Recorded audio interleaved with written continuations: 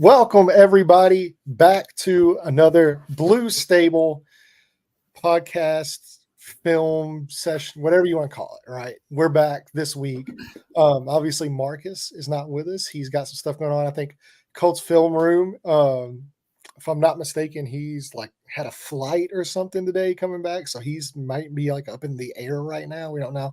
So I'm going to be your host today. Thanks for joining us. I'm Lane Oliver, but we're not alone. I know you guys don't want to listen to me just rabble on for an hour or whatever. So we've got one of our staff writers here. Kurt is joining us to talk about the Colts and Jaguars. I'm sure he's extremely excited about that. I know I definitely can't wait to talk about this game. Sarcasm there. But, that being said, if you do enjoy our content that we put out, make sure that you're liking, you're subscribing on YouTube, you're following us on Twitter. I think Kurt's Twitter handle is right there in the bio. If you're watching on YouTube, you can go follow him here. And if you're into any great content or articles, he does some great work for us. So go check out his articles. Is there anywhere else anybody can find you? I post everything on Twitter, and then I also do Horseshoe Heroes, which is how you guys found me. And I try to do both. I put most of my stuff with you guys. I don't do a lot of draft stuff because I know that's kind of Noah's bag. So I do that on the other channel.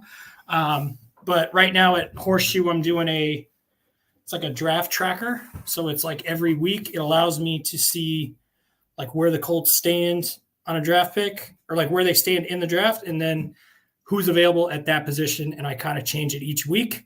And then you build a pot, and then you form a mock draft as it goes. And then I do a lot of pregame, postgame stuff with Blue Stable. And then I kind of just do things that are in my head, kind of let things loose. And it's kind of my therapeutic way of letting the fans know. I'm still very new to this, but it's something I've always wanted to do. And you guys have given me a great opportunity. And I'm going to keep – I'm trying to work on some things now. I think Noah just posted the post-game reaction. So I'll have a pregame stuff here coming at the end of the week for Tennessee. Yeah. Well, man, we greatly appreciate you, carving some time out of a very busy schedule. I know too, you're also a father. You got a lot of things going on, family-wise as well. So appreciate you carving out some time to come talk some ball with us today. Absolutely. We're just going to hop right into it, man. So Colts fall to Jacksonville 37-34 in Jacksonville this last Sunday, moving them to 2-3 on the year, one game over 500. This was obviously a really good opportunity to get above 500 and then set yourself up, over the next 2 weeks with Tennessee and Miami on the schedule. Both of those look like very winnable matchups on paper. But now, of course, we dropped the game in Jacksonville. This is now 10 or 11 straight. I can't even keep track. I want to say I was the last time we won in Jacksonville, I was like a year or two out of college. The last time we won a game in Jacksonville, I was already starting my adult journey out of college. I think it was like 2 years after I graduated from college, and that was the last game we won in Jacksonville. So now I think they've lost. What is it? They've lost 10 years as on the road, and it's 9 in Jacksonville and 1 in London. Yeah. That sounds about right. It's as the away team. Correct. As the away team. Correct. And they are now, if you want a stat, they are now 4-11 in their last 15 divisional games. Yeah. And this division has not been highly thought of. No. If you want to put it like that. So we'll just get right into the game. And I know if you've listened to this podcast before, you've heard me talk about this kind of stuff and how I'm just not really, I guess, like overreactive, right? Like I'm not a very like reactive person. Like I don't come on here and scream and cuss. And on the opposite side, whenever like the things are really good, like I don't get to come on here and I'm not a cheerleader. So if you're looking for like the fiery, like, I'm going to read Revelations type of podcast. Like this probably isn't the one for you. This might be just more measured. I'm just like a measured person, but I don't know how Kurt's going to react to it. So I'm kind of curious to hear about your take on what happened down in Jacksonville and really just the game overall and how you viewed this team after the loss. I started. I think I started one of my articles very simply as death, taxes, and losing in Jacksonville for the Colts at this point. It was almost, they got down, 30, was it 34-20? And they came back and tied it. And I even said to myself, I think that it's setting up for the same way. It's kind of the same feeling you had when they were playing the Steelers. You were like, can they just get to that two possession lead? Because that defense wasn't broken yet, but it was like bending at the seams almost. Right. This week it completely broke. And I think you and I are going to see this the same way. And I think we're going to react differently. I'm not one that will get up here and cry and scream. There will be certain instances where I will. I don't know what it is about this team, about this area. I thought, you'll hear me reference him a lot. I listen to Kevin Bowen a lot. I think he's one of the best ones out there. And he made a really good point. Like when they opened that shot of the stadium, there was like the whole upper deck, like there was no one there. So it's not like you're coming in and playing Kansas City at Gia Field where it's full, or, NRG Stadium where they can't stand us and it's loud. That stadium was half full. So there was no home field advantage. And I just feel like, I don't know what it is. If it seems like the past 3 years, and I don't remember if it was you who put the stat on Twitter or somebody. Lawrence's 3 best games in his past 3 years have been against Gus Bradley. And I don't know if it's they just know how to beat him, or I don't know if Gus Bradley was like, all right, we played defense well the last 2 weeks and now we're good. I mean, there just seemed to be no sense of urgency from them other than the offense. The offense was terrific. But even that first half, you were just sitting there like, I feel like something's coming. And it did. They just could not stop. They let Bigsby run all over him. They let Trevor Lawrence throw all over him. He was down once? They said he fell to the ground once. One pressure. But the only time they actually lifted him up was, I think he slipped on the field. And that was the only time that an offensive lineman picked him up off the ground. And I know that they preach getting to the quarterback, doing this. I think you really saw it this week, that this was the issue. I don't know if it's like a brain block for them, or like for us when we write, we get writer's block sometimes, and we need to think about how we want to put all these thoughts in our brain on paper. But I have no idea why they can't do this. I just don't. Yeah, see, I'm kind of unfamiliar with that because most of the time I have no thoughts in my brain. It's just like this big blank space. So it goes like this. Yeah, it's everywhere. My brain is a wide open, just frozen tundra of nothingness. But on the flip side, so for me, it was very much went about the way I expected, because if you do listen to the show and you listened to our preview that we did, I believe on Friday, where me and Marcus did the preview for the game, I literally laid out exactly how I thought Jacksonville would attack the Colts, because that's exactly what I would do to attack the Colts. And whenever I was going back and studying the Jacksonville film over the last, 4 games for them, because it's an 0-4 team. And like I said, I was expecting something just horrendous. And I didn't really see anything horrendous. And the things that Jacksonville did well, which there were not many of those things, the things Jacksonville did well played exactly into what this defense doesn't do well. And so I thought there was going to have to be some type of adjustment. These, whenever Trevor Lawrence can, hit a 3 or 5 step drop, get the ball out quickly, not have to hold on to the ball, throw these, out routes and hitches and not really ever have to worry about making a play, right? You just take the easy stuff. And what is the one thing the Colts defense does? It gives you the easy stuff constantly. It's just so easy.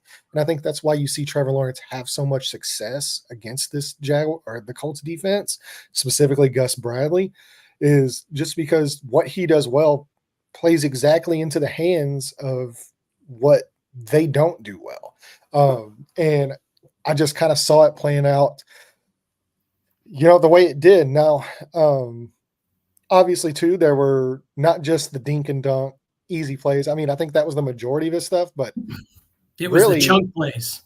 yeah, really, it was the Yeah. explosives, and that's what really like buried this defense. And it's just kind of crazy to me that like your whole defensive philosophy and scheme is built around limiting explosives. Like we're fine, we'll play off coverage.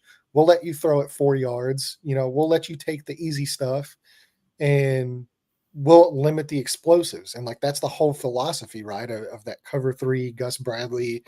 Even some of like the cover 2 stuff that they've been running here more recently is basically to limit explosive plays and make the easy tackles, right? You give up the 4-yard pass, but then we're gonna gang tackle you, and we're not gonna allow these explosive plays. Well, that defense doesn't really work if you're still allowing the explosive plays. If your whole game plan is built around limiting explosives, and you're still giving up explosives, then what do you do well? Like what do you hang your hat on at the end of the day as a defense? Like what do you say? Like, okay, sure, this didn't go right, but this is what we do well, and this is what we're gonna do. There's none of that right now. They don't do anything well. They don't stop the run very well. They don't stop the pass very well.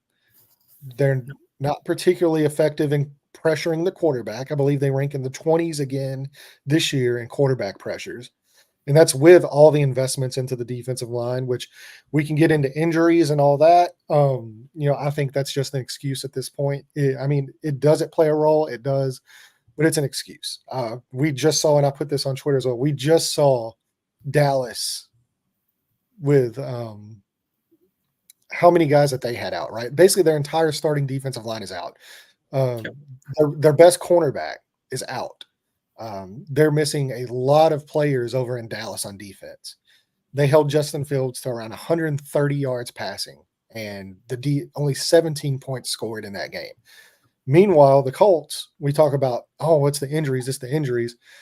They allowed Justin Fields 312 yards, I believe, is what he passed for. I mean, it was like literally almost triple what Dallas allowed. And they're dealing with just as many injuries on defense, especially along their defensive line. So at the end of the day, you just got to sit back and say, hey, look, something's not working here. We need to change. And so that kind of brings me to the next point we wanted to get into is with this Colts defense, whenever you're looking at the way it's constructed, right? Everybody all off season. All the fans, the analysts, the reporters, basically everybody except for the team, notably Chris Ballard, preached, we really need to add to the secondary. And I don't think for most of us, I know I can speak for me, but I think for most everybody too, it wasn't even necessarily the thought of starting the young guys. If that's what you want to do, that's fine. I think we could all get on board with, Juju Brents has some talent. Nick Cross has talent. Jalen Jones has talent. These guys are young and they need to play. Okay, we can understand that. But the lack of depth behind those guys, especially with how injury prone, and I hate using that word, but I mean, really, that's just what it's been right now. Your whole thing is to bet on the health of guys that haven't stayed healthy. Juju Brents has not stayed healthy even in his last year of college. Nope. Julian Blackmon has missed games every year of his career. He missed a game this year. Kenny Moore missed 2 games. And so you listen to the press conference with Chris Ballard talk, and he's talking about his belief in these guys. And he, by name mentions guys like Dallas Flowers, and by name mentions guys like Dorrell Baker Jr. And all these guys is like, this is the reason why we didn't get aggressive in free agency, is because we have belief in these guys. And I put this on Twitter. I want to say it was yesterday. If you look at the guys he mentioned by name and the guys that this team was going into the season with, guys like Dorrell Baker Jr., guys like, Dallas Flowers, guys like Juju Brents, all these guys that he had mentioned by name, there's only one guy on that list that still plays football for the Indianapolis Colts right now, and that's Jalen Jones. Everybody else has either been waived or is on IR. And really, the only guy that's on IR is Juju Brents. Every other guy that he mentioned about, being the reason why he felt comfortable not going out and signing a veteran free agent or not adding to the depth of that room is no longer even on the team. And we're only in week 5. And that's like, you can't have your fan base and reporters and like people like me. Like, you can't have people holders. Like you can't have people like me be right more than you are as the GM of the team. Like, you can't have that. And it has really, really, as everybody predicted, come back around to bite this team in the ass. They are on pace to give up the second most passing yards in franchise history. And this isn't a storied franchise of great defenses either. The Colts have put on some really bad defenses in their franchise history. Whenever you think of defensive teams, the Ravens, the Steelers, like teams like that, the Colts are not listed up among those teams. So the fact that you're on pace to basically be the second worst defense that this franchise has ever produced, that's not good. And so I was wanting to get your take on basically the roster construction and how Chris Ballard had built this secondary, and really what's your view on it now, and how do you think we move forward with it for the rest of this season? So I find it really interesting you brought up the point, and I think I retweeted yours on it, about that Jones was the only one left. And I think Darrell Baker made the team, if I'm correct, but he was the first one cut when they brought in Womack, if I'm correct. So you also mentioned about Dallas Flowers. He got cut, and he has that enduring photo of him diving like Superman across to try and get Brian Thomas. I think I wrote down a couple things about it. I know Shane is really big on continuity, and I know that's like the precipice of his, not his belief of preparation, but his belief in team building and roster building. Look, I think, and we'll get to this because I know we're going to talk about Will Fries, and I was going to kind of loop this in with it. Ballard has hit on plenty of draft picks, but he has also been wrong on so many. He drafted Simpson, Abraham, and Lalu. His entire day 3 draft, essentially, is gone. I think Micah got signed to Cincy's practice squad today. Yes. Because Dax Hill tore his ACL. Lalu's in Vegas, and Simpson's on the practice squad. And I think if we saw progress throughout these 3 years, and him saying, I've got these guys that are growing, I've got these guys that are going. But as you've mentioned, we're on a historic pace from 2 years ago. That was poor. I think we were 28th in points allowed. 28th 2 years ago, 28th last year, and we're now 32nd. So and you're we're actually now 30, which is dead last. So you're actually seeing regression. Correct. So if you are showing, I'm in sales for a living. So if I'm showing a progression of something, the boss isn't going to be upset. We're growing. But he's actually stagnant or losing the ability. He's losing not only the belief in the team, but he's losing the belief in the fans. And it made, I thought another podcast mentioned this, is he at rock bottom? Is this not for Gus Bradley, because I know he had the Legion of Boom. He's shown that he can put out good defense. Now in Seattle, he had, generational players. And I think that's helpful. But is he at rock bottom with us that there's no way to fix it? And I'm not putting all the blame on him. I'm hesitant to put blame on Steichen because this is not his guy. And I think that he was told when he came in from Ballard that this is my guy and this is the guy we're going to use. But I think Ballard, if you've ever read any of my stuff throughout all my time writing, I tell you, I'm very neutral on Ballard. He was given a really bad hand with luck.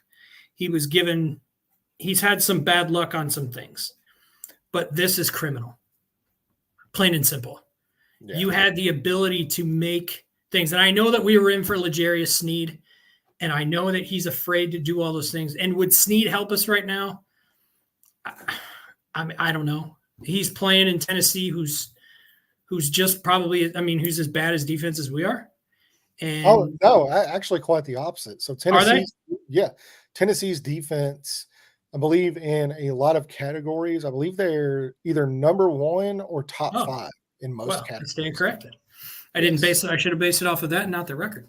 I don't know what Sneed would have done for us. I'm not sure where that was. I know he wanted to bring in Danielle Hunter, which I think would have been terrific. And then would you have drafted Latu? Probably not. Would you have drafted someone like Quinyon Mitchell or Quinyon Mitchell or Arnold, Cooper DeJean, or whoever you wanted to draft there? I think the fans get really angry, and I know that they use this phrase like, we love our guys, we love the guys in our room. I think his arrogance is a little bit, he makes us feel like we're dumb to question what he's doing. Kind of like what you said. It's almost the thought process of like, we should not be seeing these things before you do.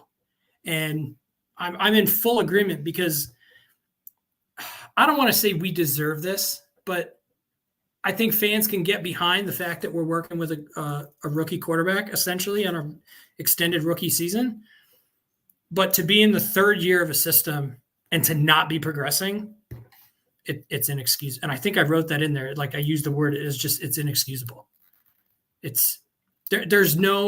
You've had plenty of opportunity. We have cap room to do it. Like it's not like we're strapped financially. I don't know. You actually created extra cap room. Correct. Yeah. He did it with Buckner and you thought, okay, something's coming. And I know they brought in, who'd they sign today? David Long. Yeah. They brought him up from the practice squad, which is fine. He's got experience in he played in LA and that's fine. But to sit here and say, we're just going to bring up practice squad guys that couldn't make a roster. And now you think that they're just going to swoop in and fix the problems of Dallas Flowers. I know that coming back from an Achilles at that position is really hard to do. And I feel for him. And as a human being, as a dad, I don't want anybody to lose their job. But if we don't perform at our jobs, we get replaced. And I feel like that that rock bottom comment hit me hard today because I was thinking when I was writing my notes for today, it was just like, there's no hope right now for it. There's no like, oh, we've got this guy come in or this. Like we're really, Buckner's out. Kwity Paye was out. Kenny Moore's out. Juju Brents is out. Blackman's made of glass. Like all these things that are there's no hope. And at least if there was progress, there'd be hope. You mentioned past Indy teams. One of the worst defenses I ever saw was the year the Colts won the Super Bowl. They were criminally terrible. But what Polian was able to do is he built these teams to play with a lead. And we don't have that ability yet. I'm not saying we can't, but he built guys around the edge, and we didn't have a great secondary. We had a good linebacking crew, and we had a great trench play, which is essentially what Ballard's doing. He's just criminally neglecting the secondary. And like you said, Brents has been hurt. He's been hurt since, like you said, he came in, his first training camp he had, was it a wrist, right? I think his wrist was broken wrist, I think. Yeah. So I'm with you. There's no, I'm not a coach. And I never played football. I just love watching it and analyzing it and giving people a hard time about it. But, Ballard has he's not going to talk to the media. He never talks to the media during the season. So there's no way that we can even hear it. Do I think he hears us? Yeah, I do. Do I think he cares? Probably not. And that's the sad part is people like you and me who do care and watch you every Sunday and go to games and spend the money. I want to see a product. And the product defensively is just, it's not there. And you had mentioned about it. The last part I'll bring up was it's almost like the AR thing, like the AR versus Flacco. I want these people to fail at some point, but at some point they got to earn it. And I felt that the Dallas Flowers was kind of like Steichen kind of put up the flag and said, hey, if you're going to miss assignments and you're not going to, I think he did that with Daryl Baker last year, didn't he? When he missed that after that Cleveland game, he benched him for a couple games. This was an outright cut. Like I mean, I think I had said something to Noah about, I was in a wedding last weekend and I was driving home, so I didn't get to watch. I rewatched it on Sunday night into Monday morning. And I said to him how bad I thought Dallas Flowers was playing. And I was driving into work and he texted me and said, hey, they cut him. And I didn't believe it because I didn't believe that we would actually do it. And we did. So I'm glad we did it. But if David Long is your solution, I don't have a lot of faith in that. Right. Well, like, and whenever you do, like, whenever you put so much of your eggs into the draft basket, you've got to hit almost every time. Like, there's no room for error. And if you know the corners like they drafted this year, you know, like with Simpson, with Abraham, those guys are no longer on the roster, and now you're kind of, you know, what's the term, I guess, like it's come to roost or something, you know, like that. Come to the forefront. Well, no, it's, you know, along like the chicken lines with the eggs. It's like, you know, everything's come to roost, basically. Okay. So, that being said, I do think there is actually a path forward, not necessarily for success as far as like, I don't think you're going to get success where this defense is ranked, you know, 15th, 12th, maybe not even top 20. But I do think you can find some success to where you're not 32nd. Namely, if we're going to criticize Chris Ballard, we also need to give him props on finding Sam Womack, right? Sam Womack has been fantastic. No question. Womack's been a great addition to that secondary for whatever reason, and this is probably goes along the line of Gus Bradley right now. He was not starting. They went with Dallas Flowers in this game. It cost them, and I think from here on out, you almost have to play. Sam Womack. I think getting Kenny Moore back will be big. And I think Jalen Jones has been playing some really, really good football the last few weeks. So, do you think they need to move him outside? What was that? Do you think they need to move Kenny Moore outside? No. We've done that experiment before. It did not go well. I don't think you take away from what he does so well. You know, you don't want to take away a guy that's like an A at one position and then make him a C player at this position. Right. But then now you've got a C player in his position as well. So you're making two positions weaker. So I think going forward, I think you move, you know, you have Womack playing outside, which I think he has done well. I think he's an outside cornerback. I think getting Kenny Moore back, I think Jalen Jones, Nick Cross has been fantastic this year. Yes. Blackman had a pretty rough game, but I do think there is a little bit of light at the end of the tunnel in the secondary, to where they're just not like the absolute historically second worst passing defense or second worst defense in Colts history. I think they can improve a little bit there. Now, we've got to talk about also, before we move on to the offensive side of the ball, we got to talk about the tackling in this game. And this is kind of something that's reared its ugly head in multiple games now, especially out in Green Bay. In Houston, it really kind of wrecked itself. And then it got a little bit better, during the 2 wins. You know, that was a big thing. But the Colts missed 16 tackles in this game. 16. missed tackles in this game against Jacksonville. EJ Speed notably had 6 missed tackles by himself. That's not going to get it done. Excuse me. Nick Cross, I think he had 3 missed tackles, but obviously, he had the turnover as well, made the interception. So makes up for a lot whenever you can create turnovers. But yeah, the tackling, I think, not only did Gus Bradley, I think the scheme is just stale. I mean, like I've talked about this for it feels like 2 years now about the scheme that he runs. I've never been a fan, still don't like it. But at the end of the day, players also have to execute, right? And that was like the biggest reason why I think they gave up 37 points in this game. And yes, the scheme is stale and all that, and you can blame Gus Bradley, and I get that. And even he deserves the blame. Like I put the blame on him as well. He's the coach. He's supposed to have these guys prepared to play. But if the players aren't out there, if they're out there missing tackles, if they're out there blowing assignments and allowing explosive plays, the Christian Kirk touchdown, or the Christian Kirk play, the Brian Thomas Jr. touchdown, the big run, right, where Tank Dell, or not Tank Dell, Bigsby. Tank Bigsby. There's 2 tanks, right? But which he missed a huge tackle on.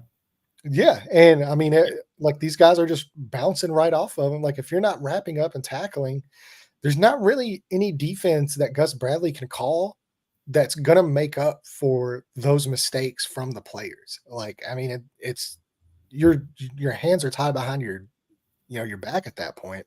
And regardless of whether you shift more to that cover 2 shell, regardless if you start pressing up at the line, regardless of whether you stick with your base cover 3, which they've kind of had a little bit of success in as far as stopping the run the last few weeks, but they're allowing a ton of yards along the back end.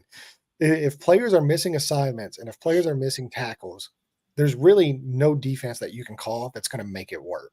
So I think everybody kind of has to take a look in the mirror, not only from the coaching staff, not only from Chris Ballard, but these players in the locker room really have to, especially on defense, like these guys have got to take a look in the mirror and say, hey, we hear all this outside noise.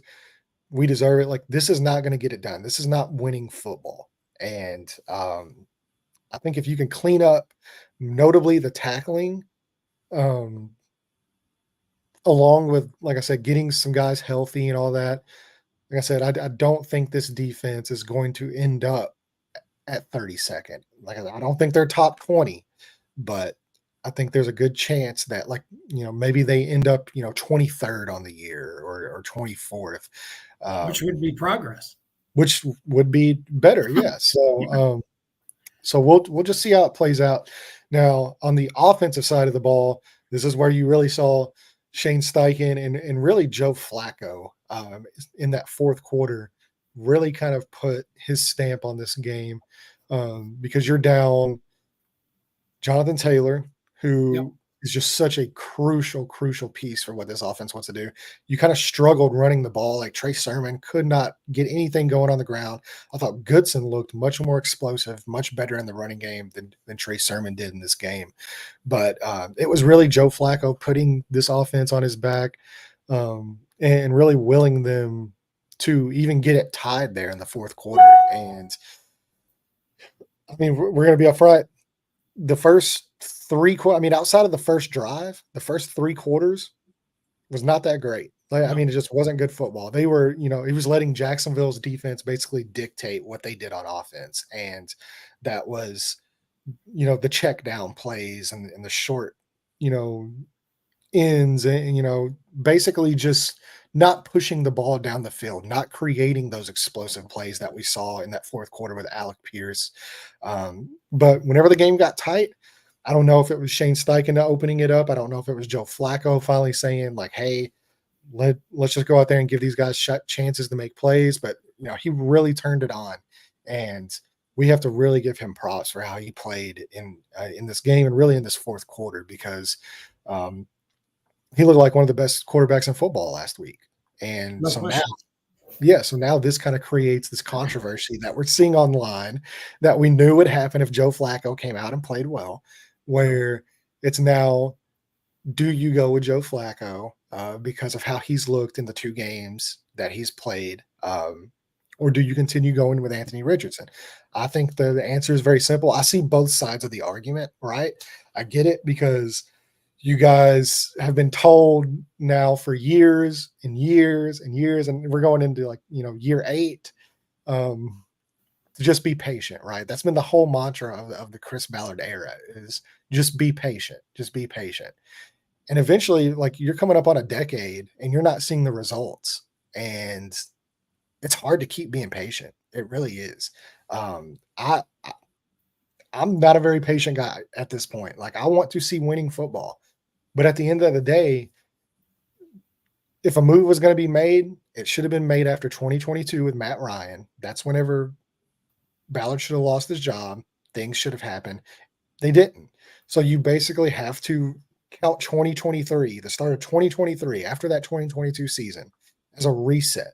To think of it as a complete reset because they hired a coach, they drafted a quarterback, and now we're only in year 2 of this era. This is only the second year. And these are the growing pains you go with. And I think an underrated thing is everybody talks about how great Joe Flacco played. I mean, the last time we saw Anthony Richardson out on the field against Pittsburgh early on, he was absolutely shredding the number 1 defense in football. It wasn't like he was out there playing bad. So, you have to just, I hate using the word be patient because we just harped on it, but these are part of the growing pains. Now, we can talk about the injury issue, and I think that's where, at this point, you stand with Anthony Richardson. It's not necessarily the play on the field. We can talk about the completion percentage. We can talk about the turnovers, and I get all that. Those are just normal growing pains of a young quarterback. What's not normal growing pains is the injury history, and there's nothing anybody can do about that. That's either going to play itself out or it's not. It literally, you only find out if that's a thing if he plays football. So, what are your thoughts on one, how Joe Flacco played this last, Sunday in Jacksonville, and then 2, your thoughts on the AR Joe Flacco debate on where they stand with that? I'll start with how Joe Flacco played.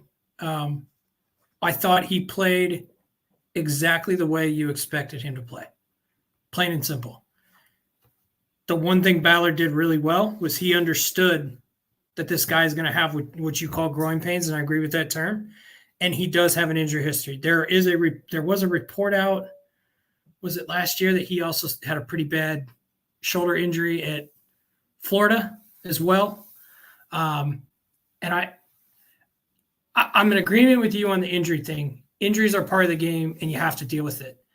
I believe Andrew Luck was also injury prone. Now his stuff came. I mean, I think it was that snowboarding incident and things of that nature, but injuries are part of the game. And is it an excuse? Sure. Do we care? No. And we want to see him on the field. And I think to kind of loop my way in, I've written about this on Blue Stable. I use the word asinine for people that think that Flacco should start. And I think this week really accentuated it. Like, if Flacco had won this game, it might be a different conversation. Now, did he lose the game? Absolutely not. This defense lost this game for this football team. But I think the only way that you are going to find out about Anthony Richardson is you have to literally play him until you are 100% sure that he is not the guy. And if you're telling me that in 8 total games, and he's played 13 games at Florida, 4 last year. So let's call it in 27 meaningful football games, you're willing to say that this guy isn't there. And in 6 of those were NFL. We're not going to, you can't give up on a guy after 6 games. How many interceptions did Peyton Manning have his rookie year? 26? 28. 28. Okay, 28. And people were upset, and he turned out to be just fine. I think that there's the patience thing with Ballard and Richardson are two very different things. I use an analogy, and this is maybe my bias of Michigan football. Michigan fans clamored to have Jim Harbaugh fired years and years ago, 6 years ago. Clemson fans clamored to have Dabo Swinney fired within, the first 3 to 4 years. They were patient. They both won national titles, and they both brought in that system. Now, college is a little bit different. It's a 3 to 4 year window that you have with each class. But I think that giving up on a guy that just has, I know they've used the word alien traits. He does. He's built like a linebacker, and he can throw the ball further than, I think the only quarterback I've seen throw further is maybe Joe Milton this year. And to give up on a guy after 6 games, I just think it's asinine. And does this defense show that we're a playoff team? Probably not. So I thought you brought up a good point on Twitter. You said, I think it was something about someone was yapping about Flacco, and you responded similarly like, well, what does 9 wins get us? What does 8 wins do for us? And you're 100% right. We're not going to tank this. We're not going to put Flacco in and sit there and make the playoffs, because then what happens? Then people are going to say, okay, we made the playoffs with Flacco, so you're just going to let Richardson sit, or you're going to trade him and then do what? Then you're back to square one. If Flacco comes in next year and says, you know what, I took a beating this year, I'm going to retire. Now you're back to square one if you've traded Richardson, or you're back to square one with starting over with him. There's no solution that's right. And I'm with you. I agree with people that want Flacco. I'm cool with you wanting to win right now.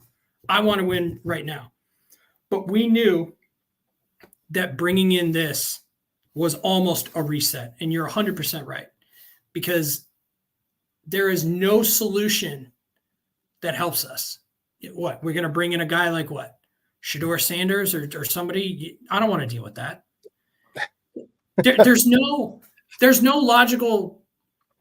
I don't even know how to phrase it. Like, there's no logical argument that states Flacco is best for the long term of this. And I get it. We're in year 8, year 9 of this, and we should be winning division titles and things like that. But there's a better quarterback in this division than him. It's CJ Stroud. And there's a better team in Houston. There's a better built team. There's a better, more complete team. And until that is, and we'll have a chance to do that in 3 weeks, but until that is gone, there's no reason to not just keep kicking that can down the road. They got how angry are Colts fans when we kick the can down the road with Band-Aids with, Phillip Rivers, Carson Wentz, and Jacoby Brissett and all those guys. Matt so Ryan. now it's the exact opposite. Now it's the opposite, and now they're unhappy. Yeah, now they want to go back, and it makes zero sense because, like you said, like this team, even with Joe Flacco, like you put Joe Flacco in there, this team's not winning. They're not contending for a Super Bowl. They're not winning this division. Like, it's there's really no point in it. You might sneak in to a wild card spot. You might. Maybe. And then what? You're getting bounced in the first round. You're getting bounced in the divisional. Like, you're playing Buffalo and getting your butt kicked. Yeah, and then, like you said, where are you at next year with Anthony Richardson? You're back in the exact same spot. A 39-year-old quarter. Now, if Joe Flacco was 31 or, different argument, old, yes. It's a completely different conversation. It's a completely different conversation. But Ravens, Joe Flacco, yes, different conversation. Like this guy's about to be 40 years old, and we've went through this exact same scenario year after year after year after year, and it's produced no division titles. It's produced no playoff wins. It's produced nothing. And for the long-term betterment of this franchise, and is there a chance Anthony Richardson doesn't work out? Absolutely. And I was talking to my buddy about this the other day. I actually think it's more likely than not, honestly. And he was my number 1 quarterback in the draft, but it was for this reason. There is a very, very high likelihood that he does not work out. as the starting But quarterback. that's not just him. That's everyone. Yeah, but it was always the case of if he does work out, what do you Right. have? You Yep. have a guy, if he does work out, that can compete with Patrick Mahomes, that can compete with Josh Allen and Lamar Jackson and these guys. Whereas you keep trying the same old retread, Joe Flacco, Matt Ryan, Carson Wentz, Aaron Rodgers. yeah, like this, like these guys aren't competing with those top tier quarterbacks. And you're gonna have, if there is gonna be any competition with that, you have to have like a rock solid San Francisco type roster. And even then, outside of San Francisco, what's been the biggest thing that's held San Francisco back? Pretty much their Injuries. quarterback position. Their quarterback Injuries too. position. Well, injuries, but up until Brock Purdy recently, Yep. there's a reason why this team was in the NFC Championship game and traded all of those picks to move up to number 3 to get Trey Lance, Yes. is because they needed to solve the quarterback position long term. Because if you don't have that situation resolved long term for the next decade, then you're just spinning your wheels and you're really doing nothing. You're really doing nothing as a franchise. If you want to be mediocre and pick 16th every year and be happy with winning 8 wins, with 9 wins, with being a 500 team, the Joe Flacco is a good option for you. I think that would be the correct option if that's what you want. But if you want this team, the the worst place an NFL franchise could be is exactly where the Colts have been, and that Yep. is Purgatory. mediocre at football. They're not good enough to compete for a championship. They're not bad enough to pick high in the draft. They're just mediocre, and nobody gives a shit about them. And that's the facts. The way you resolve that is you take the high upside shot. If it Yep. works out, you are going to be competing for Super Bowls. You are going to be competing, have a quarterback that can possibly win MVPs. And if it doesn't work out, it's probably going to fail so spectacularly that you're probably going to have another top 5 pick here in a couple years when Arch Manning is coming out, or Dylan Raiola is coming out of the Yep. draft. And then at that point, there's a whole new regime. The whole thing's being reset, and you're starting all over again. And this is And really Ballard where, won't be here. yeah, Ballard won't be here, and you'll have your wish. So, you know, Can I bring a point on that? yeah, So you mentioned about Mahomes, Allen, and Jackson. That's the list. That's it. So if well, you're I think you add Stroud. I would probably add Stroud in there, and really too. I mean, I know it's not in the AFC, but I think the NFC has gotten really good, especially with Jaden Daniels' emergence and Caleb yeah, Williams playing good and some of that. But specifically the AFC, because that's where you got to go through. But yeah, you've got Joe Burrow playing the type of ball he plays, and that defense has been absolutely horrendous. And they're 1-4. They yep, can't win because they don't have the team around him. No matter if he's out there, he's having literally a career best season, and they're 1-4. yep. It takes an entire team, and right now, like the Colts just don't have the team and the horses, and I think that's more of an indictment on Chris Ballard year 8. I get if you want to go, with the issue of like the Anthony Richardson, the quarterback situation not being settled into year 8. That's only year 2, really, if you want to look at it like that. But the fact that he has so much invested along this defense, most notably the defensive line, and how much they've paid the linebackers and And how the much, offensive line. yeah, and like, well, the offensive line has been phenomenal, which we'll get to that here in a second before we wrap up. But that's really where, if you want to have an issue with Chris Ballard and his team building approach, I think you got to look at the defensive side of the ball. That this should not be the case in year 9, because there hasn't been a complete reset on what he wants to do defensively.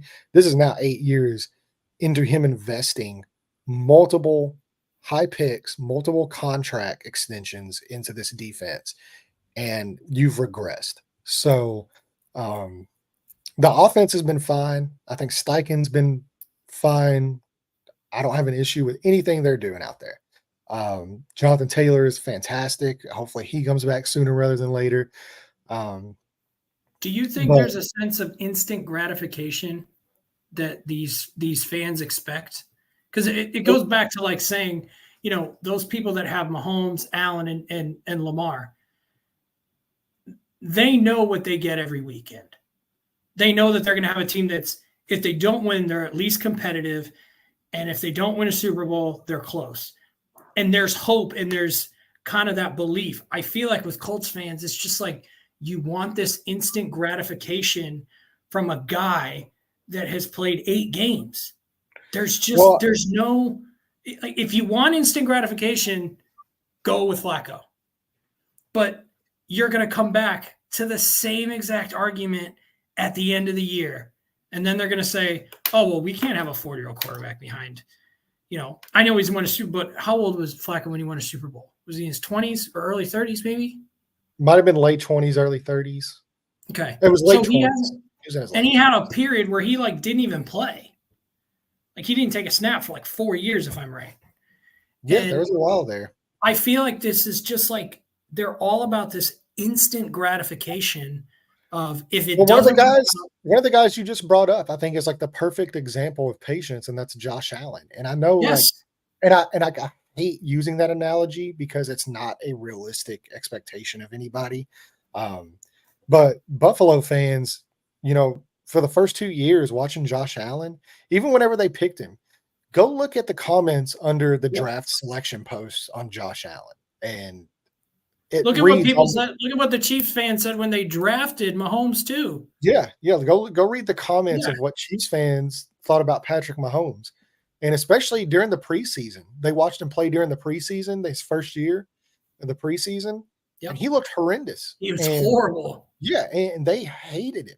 And guess and who found Patrick Mahomes? It was Ballard. Brett Veach. Well, it was Ballard did the report was that Ballard did the main scouting and then took it to Andy Reid, and Andy Reid did the same thing. Veach was really heavily involved in the drafting of Mahomes. He was banging the table for Mahomes. What did Reid say? I see the potential in him, and I see what I can do. It's the same thing you just said. Everything here is a crapshoot, and we all want instant gratification. Of the 3 main quarterbacks in the entire AFC, there's 3 that have hit hard. 3. That's it. Stroud looks like he's going to. But I would say Burrow. I would put Burrow in that list. Okay, Burrow, that's fine because he's been to Super Bowl, and that's fine. And really, in all honesty, I would probably put Justin Herbert in that list, but the team around him has been horrendous. But I think Justin Herbert's been fantastic. I don't think. So you're hitting at a 20% rate, right? Yeah, pretty much. I mean, yeah, if that. I mean, it is so hard to find a quarterback in the draft. Because if he doesn't draft Richardson and if he drafted Levis and he looked the way Levis looks, I mean, Lucas Oil would be burned to the ground right now. Yeah, or even Bryce Young. Imagine they trade up to number 1 and they take Bryce Young. I mean, it's really Stroud is the only guy in that class right now that's really shown any motive of being successful. And I think Hendon Hooker has kind of had a few nice moments there in Detroit. Mm-hmm. He can't. I mean, he's not. He just can't get on the field. Yeah, he's not playing football right now, so you don't even really know what he is outside of the preseason snaps. So yeah, outside of that, let's move on, real quick to the offensive line before we finish here, because Will Fries, unfortunately, did go down in this game to a pretty horrific injury, had to stay in Jacksonville, have the surgery in Jacksonville on I believe it was a tibia injury, broken tibia. He is for sure out for the year. That's a very, very bad injury. It's tough to come back from stuff like that, especially for a guy that was playing as well as he was. And I believe he was a 7th round selection from Chris Ballard. Turned out fantastic. And I mean, it's in a contract. It's always bad. Yeah, it's a contract year. And that's what I was going to say. It's always bad whenever anybody goes down, but especially when a guy that's playing that well in a contract year goes down, it is rough. I think I'm not going to say there's not going to be any drop off for sure, but I will say where Ballard has invested and it has actually shown the fruits of his labor has been the offensive line. Tanner Bortolini has come in. Bortolini's been great. Yeah, he's been unbelievable. I think Dalton Tucker took over for Fries after the injury. I think he only allowed one pressure in the entire game, so he played phenomenal. I thought he was great in the preseason as well. So we're going to get a chance to see these guys. Maybe Ryan Kelly comes back this week, and I don't know if you move Bortolini over to guard or you keep Dalton Tucker there. I don't really know how they're going to operate that. It's going to be curious to see the way they attack it.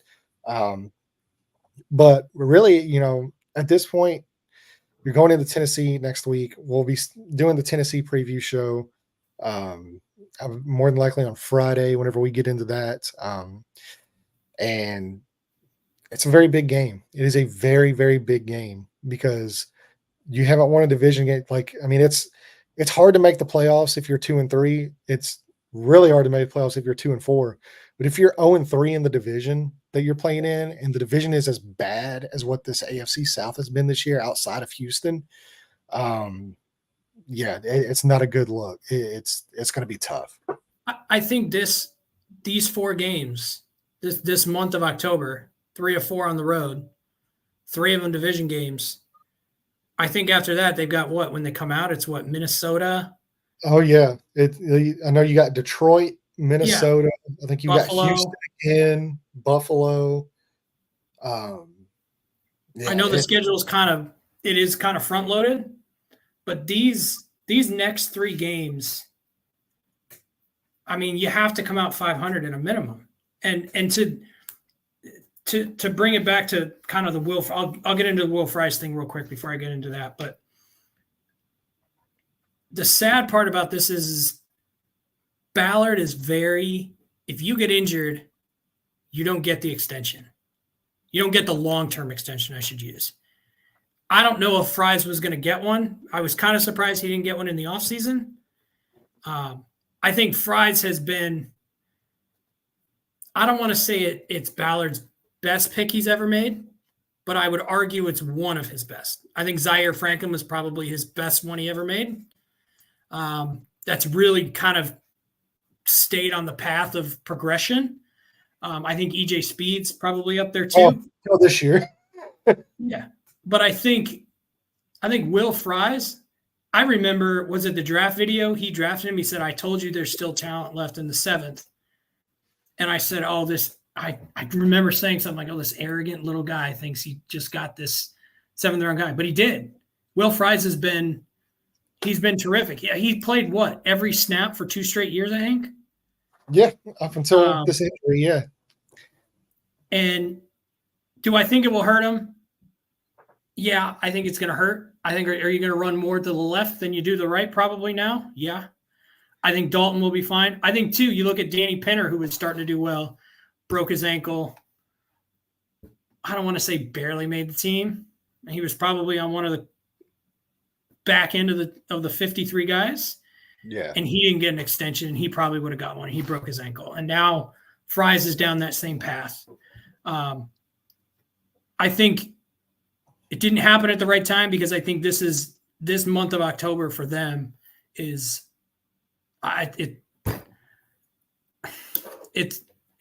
this is it. You lose on Sunday, like the world will implode with Colts. Yeah. There will be people selling tickets.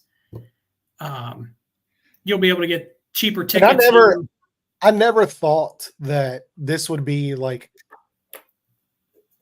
the Colts are notoriously, and Chris Ballard notoriously, like they don't make moves in season, right? Like as far as like coaches firing and stuff. But if the Colts defense comes out and lets Will Levis look like what they made Trevor Lawrence look like this week and what they made Justin Fields look like and all that, if Will Levis comes out and has a career day, if he's throwing for 250, 300 yards, if he's throwing for 3 touchdowns, it can get very ugly very, very fast. And I think today it showed us no coach is safe. Yeah, and to your point there, you do have the Titans and the Dolphins next 2 weeks, but then after that you have the Texans in Houston because they lost week 1 in Indy. So you have the Texans in Houston, you have the Vikings in Minnesota, then you got the Bills, the Jets, and the Lions. And the Jets is primetime in New York, right? It is the only primetime game and it's in New York. And that team could look very different. Yes. We saw whenever there was a coaching change, 2022, we saw Jeff Saturday come in, win week 1, against the Raiders. It's his only win. But sometimes a move like that can really spark an organization forward. And they still have, to me, they have one of the best defenses, if not the best defense in football. They are fantastic on that side of the ball. So if their offense can get anything figured out, any kind of monochrome of success figured out over the next few weeks, that's going to be a very tough game. We obviously know what the lines are. The Patriots then after that, who are now starting Drake May, was announced earlier this afternoon. Yep. And the Broncos, at that point. And then, the season does, after the Lions game, you got Patriots, Broncos, Titans, again, Giants, and Jaguars. So you've got a chance to really make up some ground at the end of that season with some easier matchups. But, if you don't win these next 2 games, or if you go 1-1 and you're sitting there, you're going into Houston and you're staring at a record of, 3-4 or, something like that. And then you've got to contend with Texans, Vikings, Bills, Jets, and Lions. This season can get away from you very, very quickly. And Vikings are a wagon right now. Yeah, they're phenomenal. I mean, they're the only team, really, if you look at Houston stats, if you look at their point differential and points scored and all that, points against, really majority of that comes from that Vikings game. I believe the Vikings won 34-7. And really a lot of their worst numbers look worse because of what Minnesota did to them. So if you take out that Minnesota game, they're right near the top of the league in a lot of categories. So and they have a great defense, don't they? Oh, Minnesota or Houston? Yeah. No, Minnesota. Minnesota's their defensive line has been unbelievable.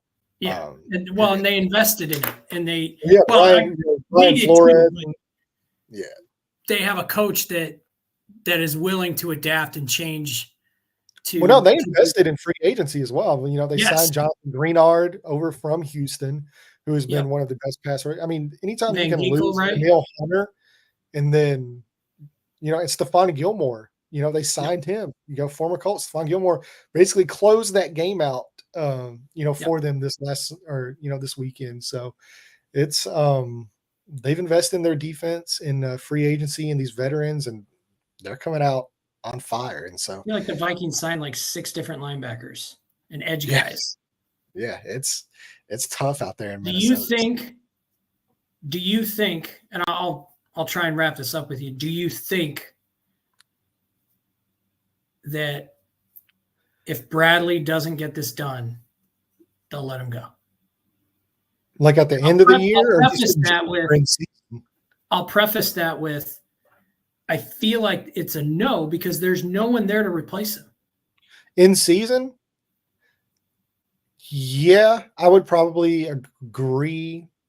As far as don't get it done, what timeline are we talking of? If they come out and they lose to Tennessee and Minnesota or Tennessee, I'm talking next week. If, let's say you say what you just said. Levis goes out and throws 3 touchdowns, no turnovers, 250, 300 yards. We lose again.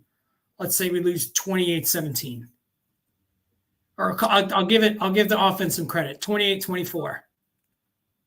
Is Ballard employed Monday morning? I would say yes, because of the point that you brought up is who do you replace him with? Because I'm with you, but your hands are tied. So you brought this up on Twitter. I saw that it's a whole nother can of worms kind of thought process of Cato June. Their only guy that has it, I think I wrote down, was it Smith? Ron Smith. Ron Smith is the only one, and he had 2 stints 10 years apart. And that means that he's not a defensive coordinator for a reason. Well, all these guys too, that's the other thing, is all these guys are guys that Gus Bradley brought with him. These aren't Shane Steichen guys. These are all Gus Bradley guys. Correct. And so are they going to, if you fire Gus Bradley, are they going to want, maybe Charlie. Are they going to want to coach him? Maybe Partridge. But that's the thing, you put it good, like with the can of worms statement. Like, I mean, if you're going to fire a coordinator, especially at a coaching position like that, it's different with a position coach, right? But a coordinator, if you're going to fire a defensive coordinator, you have to have a plan in place of how you replace him. I don't think the Colts have a plan right now. I think you just have to ride it out for the rest of the season. But I'm telling, like, I will say, I think there is a limit though. Like Tennessee, that's going to be a bad one. If Will Levis comes out and looks good, they lose that game. It's a bad look. The next week, if they go out and lose to Miami with that quarterback situation, then I think at home too. Yeah, then I think you see a move made. I think it's going to depend on that. So next week at Tennessee, if something goes wrong, I don't see a move being made. But the next week, Miami, that's where I would probably say they draw the line and say, okay, like something's got to change. Because Tua is out to what, week 9, I think? Week 9 or 10? I believe he can come back technically against the Colts, but I don't know if he would. I'd have to look it up, but he need a ramp up period.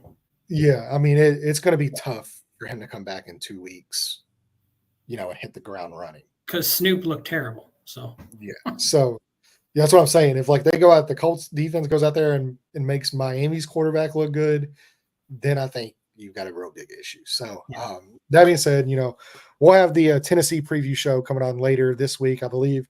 Me and Colts Film Room will probably be doing another Spaces this week. We usually are kind of shooting for Thursday on those, where we get a little bit more in depth, and I'm really curious to hear his thoughts as well. Kurt, once again, we greatly appreciate you coming on. Hey, thanks for having me anytime. Yeah, man, it's been fun. It's been a great conversation. Like I said, follow his work wherever you can. It's over at the Blue Stable and at Horseshoe Heroes. You can find his stuff as well. Follow him on Twitter or X. I still call it Twitter, but it's Twitter. Follow him on X. Yeah, it's always going to be Twitter. But his handle is right here. It's like at KMB421. Go ahead and shoot him a follow. Really good stuff that he's doing over there on his account with his writing and content and everything. But thank you guys so much for joining us, and we will see you later this week with the Tennessee preview, and hopefully a lot more positivity because Marcus coming back, he brings the positivity, and Lord knows that we all need it. So thank you guys so much, and we'll see you soon. Thanks, guys.